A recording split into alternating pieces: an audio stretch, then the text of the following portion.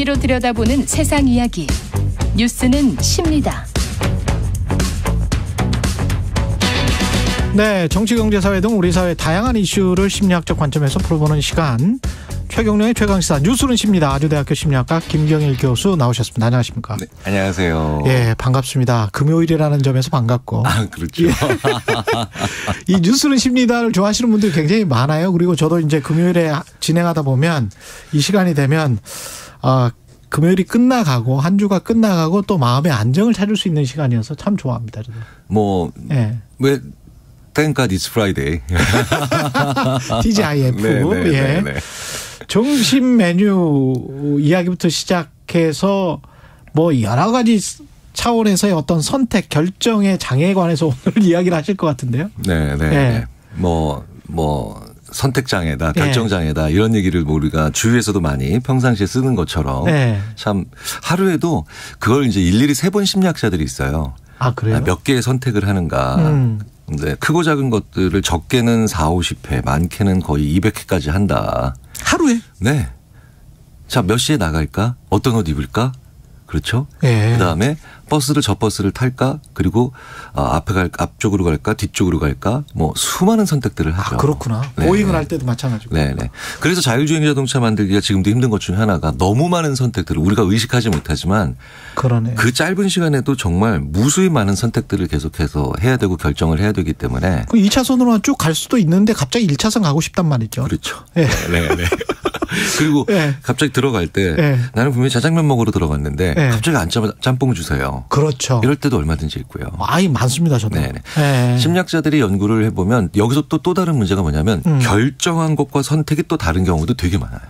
그게 무슨 말이죠? 그러니까 분명히 생각으로는 그래 A로 가자. 속마음은? 속마음 그렇게 결정했어. 그런데 행동은 그냥 B로 그냥 부지불식간에 나가는 경우도 많죠. 옷 고를 때도 그렇고. 그렇죠. 식사 메뉴도 같은 걸로 주세요. 뭐 이런 말도 그렇죠. 속마음은 따른데. 인간에게는 감정이라는 것이 있기 때문에 물론 다른 동물에게도 감정은 있지만 인간에게는 감정이라고 하는 것이 있기 때문에 이 감정이 저희들이 이렇게 표현합니다. 최종 결제 도장을 찍어줘야 선택이 일어난다. 네. 이게 신중한 거하고 결정장애하고 어떻게 구별을 합니까? 신중한 것과 결정장애 이제 똑같이 오랫동안 생각을 했는데 그래 이거다라고 가는 사람과 결국은 이도저도 아닌 그렇죠. 걸로 가는 사람들이 있죠. 갑자기 모 전 의원이 생각이 납니다. 최근에. 저는 쉽게 이렇게 말씀드려요. 이제 심리학 연구들을 종합해서 감수성 문제다. 감수성 문제다. 뇌에서 감정 있죠. 그러니까 이성 논리 계산 이런 거 말고 이성 논리 계산 말고 감수성이라고 보통 표현할 수도 있겠지만 감정 영역이 뇌에서 손상된 분들은 진짜 심각한 결정 장애가 와요. 그래서 저희도 역으로 알게 된 거예요. 아, 그래요? 연구자들도. 아무리 이성적이고 논리적으로 계산하고 머리 굴리고 아니면 심사숙고한다고 해도 결국 최종적으로 감정이라고 하는 것에 결제 도장을 받지 못하면 행동이 안 일어난다. 그 선택이 안 일어난다. 그래서 제가 굉장히 많은 결정을 해야 되는 위치에 있는 분들한테 자, 시도 읽으세요. 음악도 들으세요. 그리고 예술적 활동도 많이 하세요. 체험도 많이 하세요. 이게 바로 뭐냐면 결국 아무리 당신이 생각해도 제대로 된 결정. 그렇죠. 이성적으로 아무리 생각해도 결정이라고 하는 것을 하는 순간에 당신은 감정의 도움을 받아야 됩니다. 참 인간이 묘하네요. 그렇지만 인간이 묘하게 설계되어 있고요. 20세기 후반의 뇌과학과 인지심리학 같은 분야들이 발달하면서 그걸 알아내고 상당히 많은 비밀들이 풀렸죠. 그러면 좋은 결정과 선택을 할 때 감정이 작용을 하는 거는 100% 작용을 합니까? 작용을 해야만 선택을 하게 됩니까? 네. 그래서 우리가 역으로 그렇기 때문에 수많은 결정들을 하면서도 그렇게까지 열심히 계산하고 머리 굴리지 않았기 때문에 그냥 내가 결정을 한 건가? 또 모르고. 그렇죠. 그게 좋은 감정이든 나쁜 감정이 작용했든. 그러니까 이게 감정적인 결정을 한다와는 전혀 다른 거예요. 생각을 했는데 감정이 허락해줘야 그 생각에 결과가 행동으로 이루어진다. 이렇게 보시는 게 더 맞죠. 그러네요. 첫인상 같은 경우도 저도 모르게 저 사람을 좋아하기로 했어. 아니면 싫어하기로 했어가 마음속에서 결정되고 있는지도 모르겠네요. 그렇죠. 그래서 이 감정 상태를 잘 만들어내고 잘 키워낸 사람들, 감수성이 잘 발달된 사람들이 좋은 결정을 하는 경우가 되게 많고요. 감수성이 발달한 사람이 좋은 결정을 한다. 역으로 그래서 우리 사회가 공부 잘하는 분들이 이상한 결정하는 경우를 되게 많이 보는 것도 마찬가지죠. 이 모든 원인이 공부 잘하는 사람들의 이게 이유가 있었나? 네, 공부를 잘한다고 해서 무조건 공부 잘하는 사람들이 시와 소설을 안 읽었던 거야. 네. 그래서 뇌에서 감정 체계가 망가진 그런 동물들은 굉장히 자기 생존력에 관련된 계산을 잘하는 것 같지만 결국은 가장 중요한 자기 가족을 안 돌봐요. 그렇구나. 네네. 근데 되게 중요한 건 우리가 지적장애 있는 분들 자식을 잘 못 키울 것 같다라고 하는 생각을 하는 경우가 많잖아요. 그 EBS 다큐 보니까 제가 좀 마음이 바뀌었습니다. 네, 이거 대단한 편견과 오해. 예, 그렇습니다. 네네. 왜냐하면 감정 체계가 잘 발달되어 있으시기 때문에 지적장애가 있으신 분들이 자기 자식을 훨씬 더 잘 돌보는 경우가 허다하고요. 허다하고 그러니까 예를 들어서 감정 체계가 망가졌는데 지적 체계는 제대로 그나마 작동을 했는데 그래서 사고 친 케이스가 대표적인 게 히틀러 같은 케이스죠. 히틀러 같은 케이스죠. 네. 그게 자이든 타이든 어쨌든 그래서 우리가 감정이라든가 감수성을 잘 발달을 시켜야 되는데 그게 경험과 만나면 자기 직관이 되고 그리고 그 직관이 있는 사람들은 결국은 이건 이거야. 나한테 자기 기준이 생겨요. 히틀러 그 마인캄프라고 나의 투쟁이라는 책을 제가 사실 대학 때 읽을 때는 사실 저는 감명을 받았었거든요. 그렇죠. 왜냐하면 아직 그 발달이 다 안 일어난 상태에서 그렇죠. 격정적인 주장을 만났으니까. 격정적인 주장을 만나니까 좋더라고요. 네. 속 시원하는 경우도 있고. 속 시원한 경우도 있고. 그런데 그 사람의 삶이 굉장히 찌질했더만요. 그렇죠. 네. 군대도 뭐 회피하고 그러니까 한 사람의 그 긴 과정에 거쳐서 인생에 만들어진 컴플렉스가 다른 사람에겐 감동이 되는 경우가 가끔씩 있어요. 그걸 위장하기 위해서 또 그렇게 격정적으로 주장하는 수도 있겠습니다. 그렇죠. 그래서 그때 당시에 그래서 독일에서도 감수성이 잘 발달된 사람, 좀 이렇게 표현하기는 그렇지만 좋은 감정 체계, 정상적인 감정 체계를 가지고 있는 사람들은 다 히틀러가 어디 되게 이상한 사람인데 문제가 있는 사람인데 그렇죠. 그리고 젊은 시절에 히틀러 나치를 추종했다 하더라도 이제 30대, 40대, 50대 들어가면서도 내가 좀 실수했구나. 자각할 수 있게 되죠. 자각할 수 있게 되는데 문제는 그러니까 우리가 결정을 하고 선택을 할 때 심사숙고하는데 되게 엉뚱하거나 제대로 된 결정을 못 내리거나 아니면 결국 결정도 못 내리는. 네.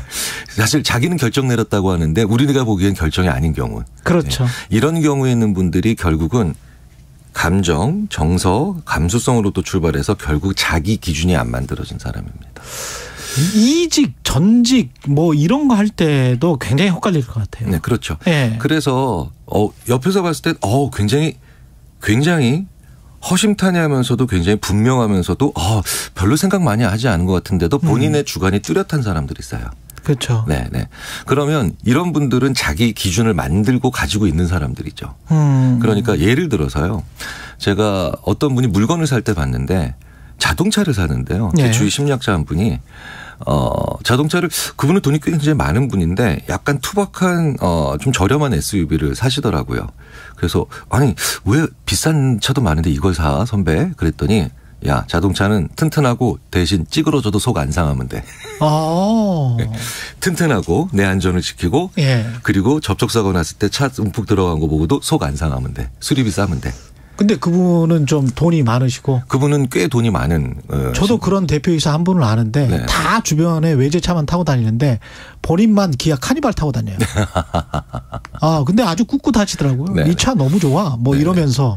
근데 또 그분이 음식을 드실 때는 또 굉장히 까탈스럽게 비싼 음식을 드세요. 그러니까 자기 기준이 있는 사람들은 있는 사람들은 품목에 따라 다르군요. 그렇죠. 이게 얼마든지 다르죠. 그러니까 그런데 아무 생각을 못 한다. 그러니까 저는 예를 들자면 컴퓨터 살 때요. 되게 빨리 삽니다. 저는 지난 20년 동안 데스크탑을 6번 바꿔봤는데 전부 다 55만 원짜리를 샀어요. 왜냐? 그래요? 예. 저는 나는 이거밖에 안 한다. 타이핑밖에 프로그램 안 다 한다. 깔고 난 다음에 제가 쓸 프로그램 다 깔고 이제 속된 표현이긴 하지만 버벅거리지 않으면 되고 하드디스크 용량 좀 크면 돼. 네. 저는 다른 거 필요 없어요. 그러니까 변속이 빠르죠. 합리적이다. 네네. 이게 진짜 합리적이다. 그러니까 자기 기준까지 가야 돼요. 네. 자, 그러면 제가 그래서 저는 왜 이게 결정을 못하고 있죠? 라고 하면 근데 대부분 보면 아주 유능한 CEO나 우리가 알고 있는 그런 왜 그 혁신가들을 보면 왜 결정이 빠르냐. 결정이 빠른 건 생각의 양을 적게 한다는 게 아니라 이성과 논리는 이렇게 차근차근 가는 것 같지만 사실은 1 더하기 1 더하기 1처럼 가고 있지만 감정은 지난 수십 년간의 경험을 한 번에 시뮬레이션하는 정광석화 같은 과정이거든요. 그게 감정입니까? 직관입니까? 그러니까 감정과 경험이 만나서 쌓이면 그게 직관이고요. 직관이 됩니까? 그 직관을 가지고 계속해서 세상을 바라보면서 자기 것을 테스트해 본 사람이 이건 맞고 이건 버려야 되는구나 라는 과정을 끊임없이 반복한 사람이 가질 수 있는 게 자기 철학이죠. 자기 철학이 있는 사람이 주식 투자도 잘한다는 게 이것 때문인 것 같아요. 그래서 대투자자들 보면 약간 철학자들처럼 보이는 철학자들이에요. 마찬가지인 게 돈에 대한 철학이 확고해요. 그렇죠. 그래서 자기 철학이 없는 사람들이 사실은 행동을 하고 열심히 뭔가 하고 있는 것 같지만 내리는 결정의 과정에서는 사실은 계산만 하고 있고 그러네. 계산이 끝나고 난 다음에도 그 계산이 자기가 마음에 또 안 드니까. 그렇지. 자기가 또 마음에 안 들어. 자기가 선택해놓고. 네네. 자기 기준과 자기 철학이 확고해야 되는군요. 네네. 그러면 그때 나올 수 있는 현상 중에 하나가 바로 뭐냐. 자기 느낌, 자기 감정, 자기 주관을 얘기하는 게 아니라 타인이 바라보는 나의 시선. 사람들이 나를 이렇게 보지 않을까 혹은 타인들이 나를 이렇게 바라봐줬으면 좋겠다. 라고 하는 타인 관점의 언어가 자기 선택에 대한 근거로 나오는 경우가 되게 많아요.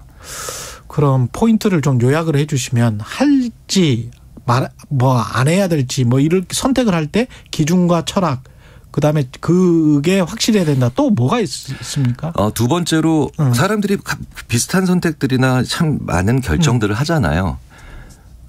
이 감정을 잘 발달시키고 자기 직관으로 잘 연결시켜서 철학을 만드는 사람들이 보이는 중요한 특징 중에 하나가 아이고 그때 내가 실수했네. 내가 그때 그래서 잘못했네. 자기 실수, 자기 실패 혹은 자기가 내린 안 좋은 결정들 있죠. 안 좋은 결정들을 흔쾌히 인정하는 사람만이 철학까지 갈 수 있다.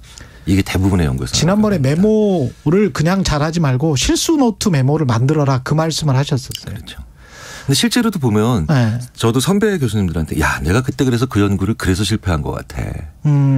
내가 그 연구를 그래서 성공시켰잖아. 이런 선배들보다 자기가 무엇을 실패했는지를 정확히 얘기하고 흔쾌히 얘기할 수 있는 사람들이 배울 게 되게 많거든요. 그럼 계속 진화하고 발전하겠네요. 그렇죠. 그 사람이. 그러면 그분들 주위에 배우려고 하는 사람들이 많아지고요.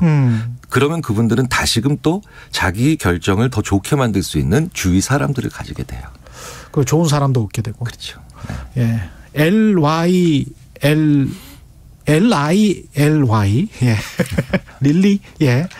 버스 안에서 듣고 있습니다. 교수님 힐링타임 감사합니다. 꾀꼬리님은 금요일을 가득 안고 오는 김경일 교수님. 공교님은 이 코너 너무 좋습니다. 오래 해주세요. 이런 말씀하셨네요. 제가 놔드리지 않을 겁니다. 오래 하겠습니다. 뉴스는 쉽니다. 김경일 교수였습니다. 고맙습니다. 감사합니다. 이 시각 출근길 교통정보입니다. 출근길 사고 구간이 꾸준히 많습니다. 봉담 과천 도시고속화도로에서는 과천 쪽으로 신부곡 나들목을 앞두고는 사고가 났습니다.